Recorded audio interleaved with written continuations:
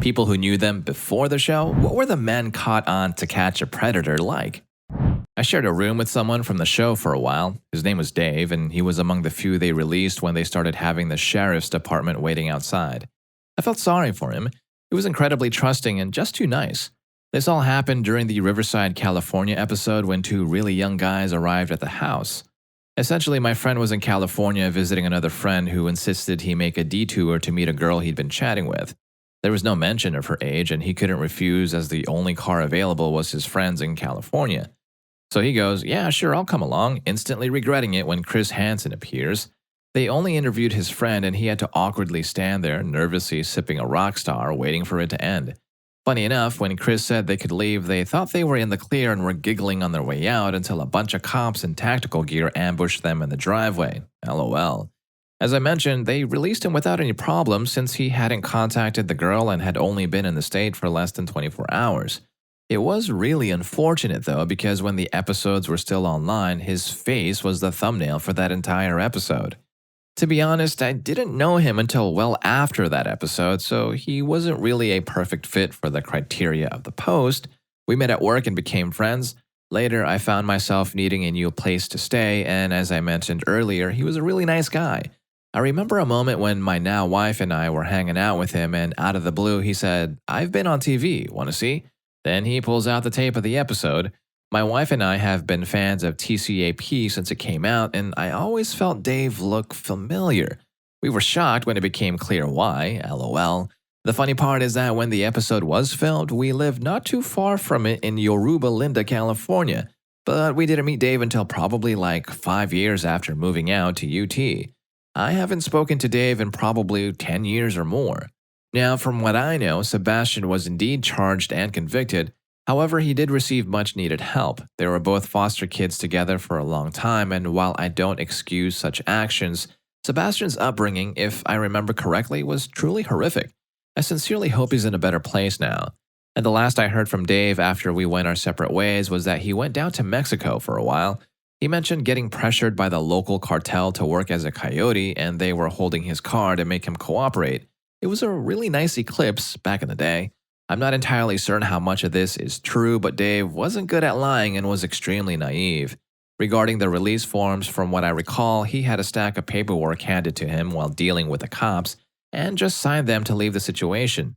Afterwards, he was told that fighting would take a lot of time and money.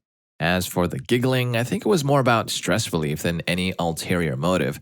The guy had just gotten out of a "oh crap" moment and probably hadn't had the time to process what had happened with his friend. So let's cut him a little slack. Story 2. I actually knew a guy who ended up getting caught on TCAP. We weren't close, but we shared a few classes and labs.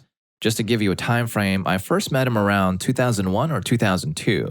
During my senior year in high school, I was taking a community college physics class. He was a year older, having graduated a year early. He was born in '83, I was born in '84. We didn't really connect much during that course, but we did in another class I took around late 2002 or early 2003. Our interaction was solely within physics class. I remember being in the same lab group, spending 3 to 4 hours at a time working on various lab projects. He was an immigrant from India, rather small in stature, very thin and quite short. He was Sikh and always kept his hair covered. His English was good though. The guy was the type who had no luck with girls, like zero, which was pretty typical for many guys at that age. It was like the worst case scenario for him. He didn't get any attention from women, and considering we were in a physics class, being awkward around girls probably explained the majority of young guys in that class at that stage of our lives. Once, he wanted to teach me a lesson about never meeting girls online. He shared a story about a friend in a similar situation who was trying to meet girls online. This friend found one whose picture made her look a bit chubby in the face, but when he met her at the amusement park, she turned out to be very obese. His friend had no clue how to exit gracefully, so he just went along with it. So they enjoyed some rides and later hopped on a roller coaster. Unfortunately, she got stuck when the ride ended and the operator couldn't assist her. They had to shut it down and call in a technician to disassemble the ride and free her. As he shared the story, he laughed harder and harder. Then he pointed out an obese woman in the class and whispered to me, "And let me tell you, it was her right over there," before bursting into another set of laughter. That, my friend, he says, is why you should be cautious about meeting people online. You never know what you could get yourself into. I remember the class where he shared this joke. It was in the spring of 2003. That happened to be the last class I had with him. However, I do recall seeing him at a different school in the summer of 2004. I was waiting for a ride home in a parking lot for about a minute or two. We exchanged hellos, asked what we were doing there, and then he left. We were never online buddies or MySpace friends, nor did we engage in any social activities beyond the classroom or lab. No lunches, no parties, nothing. He got caught on TCAP in January of 2006, but I don't think I saw the episode until around 2007. I recall the story he shared about meeting women online, and honestly, I have a feeling that the sting was probably the first time he was ever intimate in conversation with someone.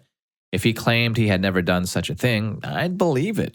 This guy is what you would call an absolute max-level incel long before the incel movement gained traction. I did read the chat log he had with the decoy, and it was pretty disturbing. The guy was definitely messed up. If you saw the show, he was the guy who claimed to be into academics and knowledgeable about the law when talking to Chris Hansen. That was certainly the impression I had of him in class. So did the guy just flex his knowledge to Chris Hansen? Yikes. Guess he thought knowing the law meant he could break it. Alright, hold up fam. This is just the tip of the iceberg. Wait until you get to story 6. The nasty professor, yep, there, gets what's coming to him. Story 3. Here's another one, not directly related to the show, but close encounter with it kind of story. My dad decided to pull my brother and me from an expensive private elementary school and enroll us in a public school, despite his strong desire for us to attend a private one. He mentioned having a weird feeling about the principal after meeting them a couple of times, and that feeling was strong enough to override my mom's lack of similar concerns. So we started 1st and 3rd grade at the new school. We had completed kindergarten and 2nd grade at the private school. 6 years later, that same principal was arrested for a couple of his students, both girls and boys. My dad shared this story with me years later, right after another strange incident. We were on a train, and as we got off, he guided us to duck around a lot of people and pillars. Now, at the time, I didn't understand why. A guy sitting across from us had been intensely staring at me, a girl dressed for opera, and I assumed, albeit regretfully, that it was somewhat normal. But my dad pointed out, when he's also eyeing me, that's a problem, he said. I trusted my dad about people ever since. It was 15 years ago, but I still remember the intense staring. I didn't go into details because I didn't want to distract from my main story, but initially I thought the guy was just a huge sicko. By eyeballing, I mean he stared at me continuously for 20 minutes, so I avoided making eye contact for most of that time, unaware he was alternating between looking at us. As a shy and very self-conscious girl, making eye contact was a huge challenge for me. However, I became so frustrated that I held my gaze the next time our eyes met. We locked eyes for a full 12 seconds, I counted, before I felt so uncomfortable that I just looked away. We were in a foreign country, and I couldn't help but wonder, are sickos just more direct here? The guy wore a fairly blank expression the whole time, with perhaps the tiniest hint of a smirk. He even followed us off the train until my dad managed to lose him in the crowd. Both of us were dressed very elegantly for the opera, so we did appear kinda rich. He clearly noticed we were together, so I initially assumed he might be planning to mug us rather than kidnap me. However, it easily could have been to target my dad and abduct me. I didn't even consider that possibility until years later. A quick aside, my mom once rescued me as well. I had a piano teacher for a brief period whom I felt uneasy around, especially because the lessons took place at his house and I would be alone with him. When I asked to quit the lessons, I didn't explain why, but surprisingly, my mom agreed, something unusual for her since she usually insisted I follow through with activities for quote-unquote character development. I was painfully shy. Just this year, over 2 decades later, I casually mentioned to my mom how creepy the guy was. I can't remember how we got onto the subject though. She became really upset, mentioning she had felt the same way but didn't know what to do until I asked her to stop. Then, 5 years later, that guy was arrested for taking advantage of 2 of his female students. It makes you wonder, is the world just full of such people, or is my family just both unfortunate and incredibly fortunate at the same time? All the responses are making me look up to my dad even more, and I'm for sure giving him a big hug and asking about the other weird stuff in his life that made him so on point. His health, physical and mental, has started failing in recent years, so having these thoughts and memories is a bit bittersweet, but reminds me that I want and need to see more of him while I still can. So thank you. Story 4. Another story unrelated to the show, a 50-ish professor at the university where I worked got caught in a sting trying to meet a young guy in a parking lot. I was watching the news in bed with my wife, and when his mugshot appeared, I startled her by shouting, "Yes!" and jumping out of bed. The guy was a total dirtbag. I was around 25 maybe at the time, employed as the web guy in the marketing department. I recently conducted a meeting with him and his department to showcase their newly redesigned department website. The art and design department didn't approve the new website because it adhered to university standards, used approved colors and fonts, and included the required university header. They wanted to keep their dumpster fire of a website that broke every rule and looked incredibly unprofessional. When I refused to back down and explained that my part of my job was ensuring that all department websites met the standards mandated by the president and board of directors, this dirtbag erupted at me. He started yelling at the top of his lungs about how I was not a quote-unquote designer and had no business telling them what to do. I was just a couple of years out of college, getting berated and insulted by a tenured department chair. I felt incredibly intimidated and couldn't control my body from shaking. However, I stood firm as it was my duty to enforce the rules. He stormed out of the room. Despite my efforts to remain calm, I found myself wiping angry tears from my eyes. A few of his colleagues tried to apologize for his behavior, but I recognized that if I stayed in that room any longer, I'd lose control. Therefore, I quickly left without making eye contact with anyone. Only a couple of weeks later, his mugshot appeared on the news, and I found myself jumping for joy in front of my very puzzled wife. Story 5. Luckily, I'm not acquainted with any creeps. However, I once collaborated with a young woman who was involved in the show's post-production. Specifically, she provided the voiceovers for the catfishing texts exchanged between the detectives and the creeps. Essentially, she acted as the voice of the non-existent girl, saying things like, "I don't know much about it, I'm so young." She worked as a production assistant or intern at the production office. One of the producers asked for a young-sounding voice, and she spoke up. After hearing her voice, the producer was impressed and said, "Perfect, come with me." She then recorded all the dialogue for the show. After she informed a few of us at work, this was a few years later at a separate job, I went home that evening and watched an episode. I could immediately recognize that it was her voice. It was pretty amusing.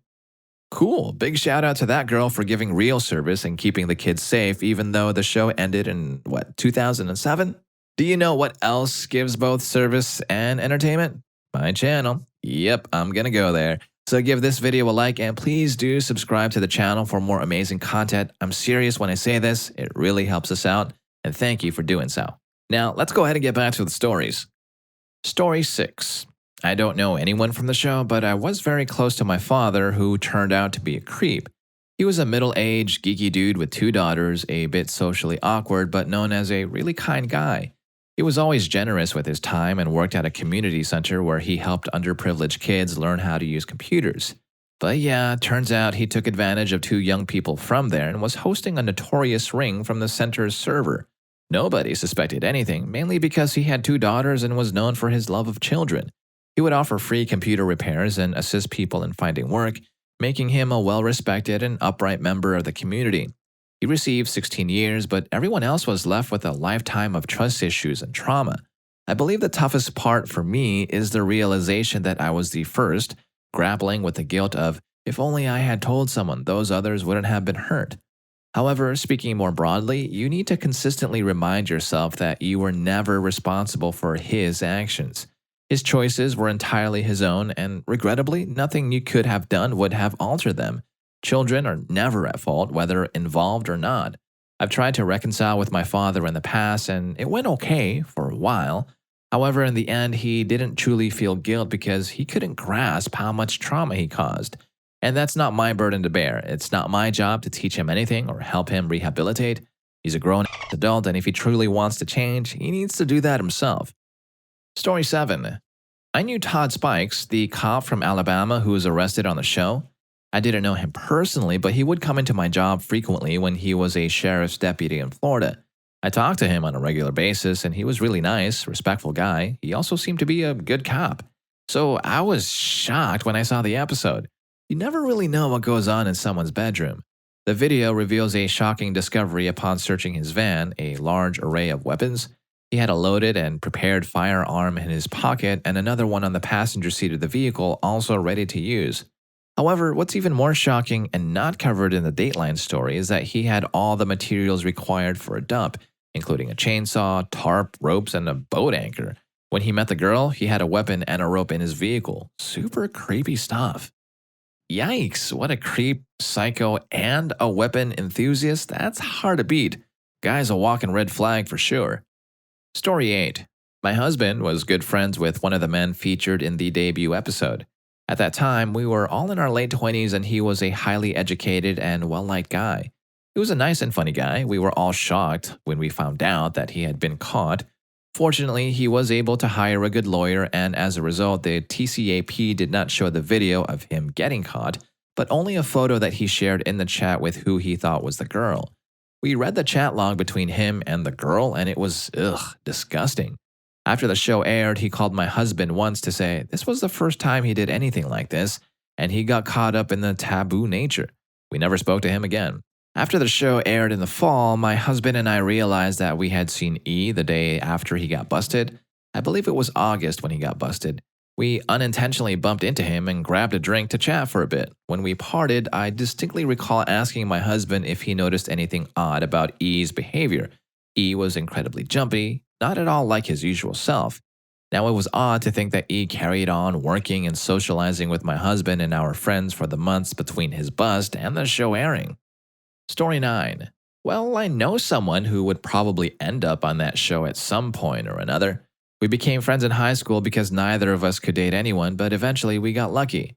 After we graduated, we both broke up with our significant others. I took some time off to focus on myself, while he took some time off to help out a freshman learn how to drive. The latest update I received about him was that when he was 22 years old and had started dating a girl while helping even younger ones. I reported him, but I didn't expect much action from the school authorities, especially since they had previously forgiven a teacher who had committed a terrible act at his house with one of his former college mates and a student. The girl's parents pressed charges. Surprisingly, the school was one of the few parties that didn't take issue with his actions. They relocated the teacher to a remote cornfield area, and this was one of the primary reasons they didn't terminate his employment. They were reluctant to hire someone new and rearrange numerous classes. He did end up in prison, although I'm unsure about the duration. But the silver lining is, if there is one for this story, that in this weapon-loving, Bible-thumping redneck country, if he slips up again, it's likely to be his final misstep. Alright, so let's not let our guard down, guys, because in reality, those weapon-loving, Bible-thumping redneck areas are creep playgrounds, just like they do show us in Hollywood. Sometimes it's art imitating life. Story 10. Yeah, Matty Nash. He had a creepy vibe and insisted that I go to Burning Man with him. I expressed my concerns about taking my kid along, and he suggested that I should just bring my kid with me. Now, looking back, I don't think he was interested in my kid at all, but at the time, I told him that it would be super creepy to bring a kid to Burning Man, especially with a bunch of people on E. Now, this incident took place in 2001. Later, he came to my house to discuss business and then tried to make a move on me. I turned him down and asked him to leave, reminding him that he had a wife waiting for him at home. Story 11. My ex-stepdad was definitely like someone who would appear on it, although he was never caught on the show. Before he went to jail for the third time, my mom didn't know about his criminal record when she married him. We used to visit him and his family frequently. His brother was always kind and enjoyed having us over, but they would occasionally act strangely around each other, and his brother would make inappropriate comments about me from time to time. After my ex-stepdad was arrested and sent to jail, his brother was caught in an online chat sting. He somehow found my contact information when I was an adult and thought it appropriate to express his attraction to me. Interestingly, they seemed uncomfortable being alone with girls and even referred to each other as kitty fiddlers at least once. At that time, I was too young to fully comprehend the situation and what they meant by those comments. Now, the stepdad and his brother are total creeps. It's like they say, birds of a feather, but also it seems like it runs in the family. Story 12. I can actually answer this one. He truly always pursued men who were just barely legal, and we constantly teased him about how he'd end up on that show. We jokingly nicknamed him Herbert. It was the opposite of a he was the last person I would suspect situation. Story 13. I was one guy's resident assistant at a university. He was a genuinely weird dude, but relatively friendly. He attended all the campus events, and back then, none of us in the dorms suspected of him of being a creep. He was busted on TCAP about 2 to 3 years after I graduated, so probably around 2003 to 2005. Story 14. Now, I wasn't directly acquainted with the person, but I worked at a company where an employee was caught on the show. This posed a significant issue as the company was Nickelodeon Animation. Now, those who knew the person were really surprised. It was especially tough for his girlfriend at the time, who also worked at the studio, leaving no escape from the situation. Nickelodeon, in response, implemented stringent background checks for every new employee post-incident, maintaining a zero-tolerance policy for any child-related misconduct.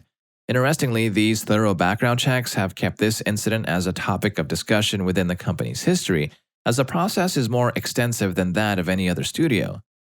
Dude, alright, let me guess. Was it Dan Schneider?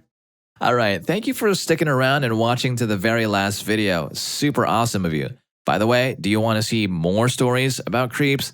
Check out Women Who Gave a Creep a Chance. How did it go? Story 5 is incredibly wild. Don't miss it.